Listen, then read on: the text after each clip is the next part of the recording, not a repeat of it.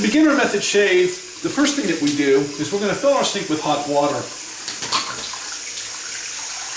And then we're going to throw our cube into the sink to let it infuse the hot water as it's entering the sink area.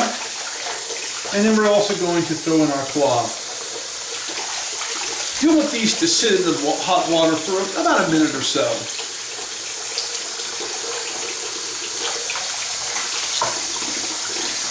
The shave cloth will absorb the water on its own. You don't need to do anything to ensure that that occurs. It'll happen on its own.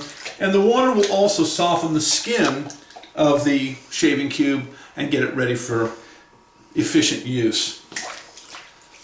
Over on to the side of the sink, I have a bottle of activator, which I'm going to be using as well in our mix production process.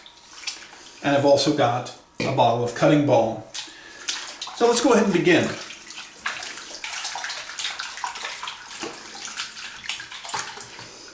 If you'll notice, I'm moving the cloth and the shave cube into the water, swirling them a little bit.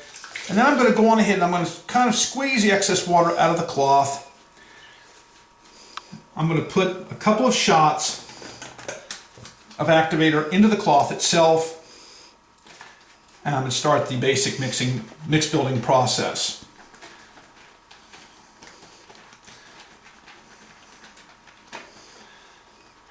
Notice I'm using both sides of the cloth to do this. It's really quite simple. The cloth is soaking wet. And I'm getting a really good, rich, wet, frothing mix from the cloth. At this point, I want to put a little bit of cutting balm in there. And notice how much cutting balm I actually put into the cloth, quite a bit. This will help establish a good velocity control on the mix. It won't be too wet, it won't be too dry. It'll also serve to thicken the mix very nicely. Now if you'll notice, we're getting a tremendous volume of basic mix here. Notice I use the term mix, wet mix, as opposed to shaving cream. This is not shaving cream. Shaving cream is a dry, unstable substance. Wet mix is very wet, very dynamic, and very powerful. And if you'll notice, what I'm doing here is I'm feeding the mix back into the cloth as we enrich it. Get it ready for use. Okay? It's very wet. You'll notice it's jiggling quite a bit. It's full of water, very rich, ready to go. You'll notice we're folding the cloth roughly in quarters, and we're going to fold it again back over this way.